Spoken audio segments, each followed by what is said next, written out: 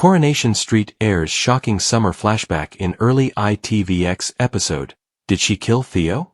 Coronation Street airs a shocking flashback featuring Summer Spellman tonight, as Theo Silverton's murder investigation continues. With both the police and her loved ones suspecting her of the crime, is a confession on the horizon? In tonight's episode, a frantic Summer is stopped by DS Lisa Connorswain in the street and taken to the police station for questioning. After discovering that Summer was the owner of the brooch found in Todd Grimshaw and Theo's flat, Lisa interviews her under caution. The detective shows Summer a photo taken on the night of Theo's death, in which she is wearing the brooch. She asks how the brooch ended up at the crime scene, but Summer claims she doesn't know.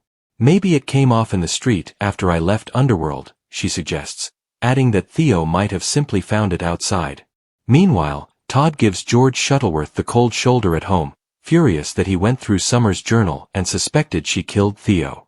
Though apologetic, George points out Summer's odd behavior and anger towards the villain.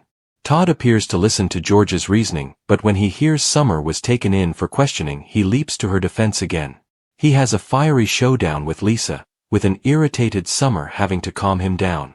Back at the house, George insists the police questioning had nothing to do with him, and apologizes for going through her stuff. However, when Summer relays the conversation about the brooch, the Undertaker's suspicions are aroused again. "So, you definitely didn't go round to the flat that night?" he asks her. "No," she confirms. "And when I say that I had nothing to do with his death, I expect to be believed." Later, an unconvinced George tries to get to the truth again, and when Summer denies seeing Theo on the night of his death, he calls her out on her lie.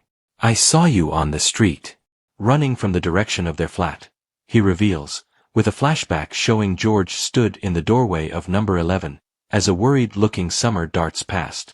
Though George insists he only wants to help, panicky Summer immediately rushes out of the house. Will she be able to explain herself, or will George be forced to tell the police?